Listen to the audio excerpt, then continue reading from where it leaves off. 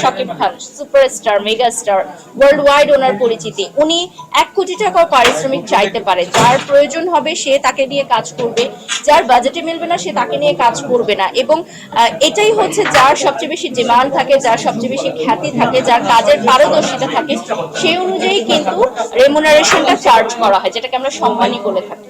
আপু একটা ব্যাপারে একটু যুক্ত করতে চাই, এটা শুনে সেটা হলো যে আমরা একটা সময় ওপেনিং দেখেছি যে খুব বড় বড় আর্টিস্টগুলোকে নিয়ে আপনারা ওপেনিং করেছেন এবং সেই সময় আমরা দেখেছি যে সরকার দলীয় মানে সরকারের পক্ষে সাফাই গিয়েছে, কিন্তু তারা আসলে এই মুহূর্তে তাদেরকে দিয়ে ওপেনিং করাবে না বা করাবে, মানে এই ব্যাপারগুলো আসলে আপনার কাছে জানতে চাই এবং এর সঙ্গে যুক্তই করবেন যে সিনেমা পাড়া বা মিডিয়া পাড়ার মানে আর্টিস্টদের একক রাজনীতি করা আসলে এটা কতটা যুক্তিসম্মত, এই ব্যাপারগুলো আসলে দেখুন, আমরা শিল্পী মানুষ, আর আমি বরাবরই বলি, আমি সেদিন ফেসবুকেও লিখেছিলাম যে শিল্পীদের উচিত শিল্পীদের মতো থাকা। এবং শিল্পীরা আসলে কোনো দল বা আমি শুধুমাত্র রাজনৈতিক দলের কথা বলছি না, এই যে সিন্ডিকেট করে কাজ করা বা গ্রুপিং করে কাজ করা, এগুলো কিন্তু দলের মধ্যেই পড়ে। তো এই ধরনের দল ভেদাভেদের কারণে শিল্পীদের মধ্যে একটা ভেদাভেদ তৈরি হয়, যেটা সাম্প্রতিক সময় আমরা খুব বেশি দেখতে পেরেছি। কিছু কিছু শিল্পী যারা আমাদের খুব কাছের ছিল, খুব আপন ছিল, তাদের সম্পর্কে একটা ভ্রান্ত ধারণা বা ভুল ধারণা, বা হতে পারে যে তাদের যে কোনো রাজনৈতিক দলের সাথে সম্পৃক্ত থাকার কারণে বিভিন্ন সাধারণ মানুষরা যে 1 কোটি টাকার পারিশ্রমিক চাইতে পারে, যার প্রয়োজন হবে সে তাকে নিয়ে কাজ করবে, যে আমাকে বলতে পারে যে না আপনি এত টাকার বেশি পারিশ্রমিক নিতে পারবেন না। যেমন আমাদের সাথে আজকে ফারিন এসেছেন, উনি একজন জনপ্রিয় মুখ, তো ওনারও কিন্তু পারিশ্রমিকটা অ্যাজ আ ফ্রিল্যান্সার উনি চার্জ করেন। কোনো অভিনয় শিল্পী সংঘ থেকেও কিন্তু বলে দেয়নি যে অভিনেতা বা অভিনেতারা শুধুমাত্র এত টাকাই চার্জ করতে পারবে পার ডে।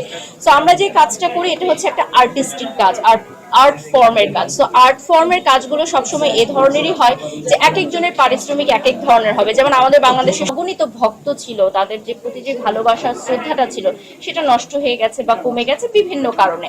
তো আমি সেটাই বলতে চাই যে এত বছর ধরে যে তারা কাজ করেছে, বা আমরা শিল্পীরা তিলে তিলে তিলে তিলে একটা আমাদের জীবনটা গড়ে তুলি এই সেক্টরে। তো আমার মনে হয় যে দিন শেষে শিল্পীদের শিল্পীর মতোই থাকা উচিত।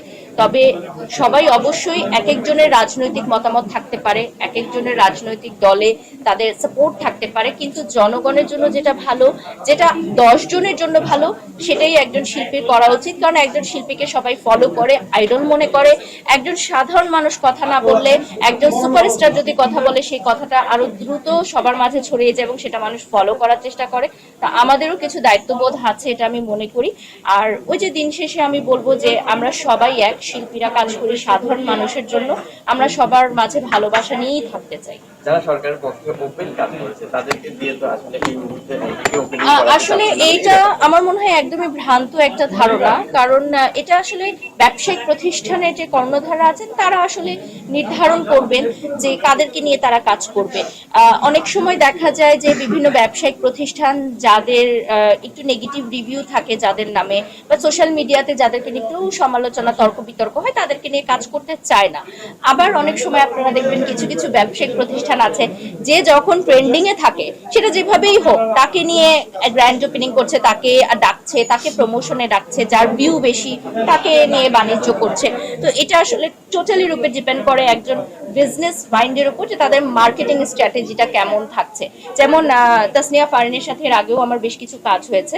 তো আমার মনে হয় এই যে একটা ধারণা সবার যে গ্র্যান্ড ওপেনিং মানেই কোনো চিত্রনায়িকা থাকবে বা সিলেক্টিভ কিছু চিত্রনায়িকারাই থাকবেন, এই ভ্রান্ত ধারণাটাও কিন্তু ভাঙা উচিত। এবং আমার মনে হয় নাটক পাড়ায় যারা আছেন বা মডেলিং ইন্ডাস্ট্রিতেও অনেক সুপার মডেলরা আছেন, তারাও কিন্তু গ্র্যান্ড ওপেনিং গুলোতে আসতে পারেন। তো এটা আমি সাধুবাদ জানাই ফেমিকেয়ার অ্যাস্থেটিককে, তারা তাসনিয়া ফারিনকে আমন্ত্রণ জানিয়েছে। তো আমার মনে হয় অনেকদিন পর সবাই দেখছে, ভালো লাগছে।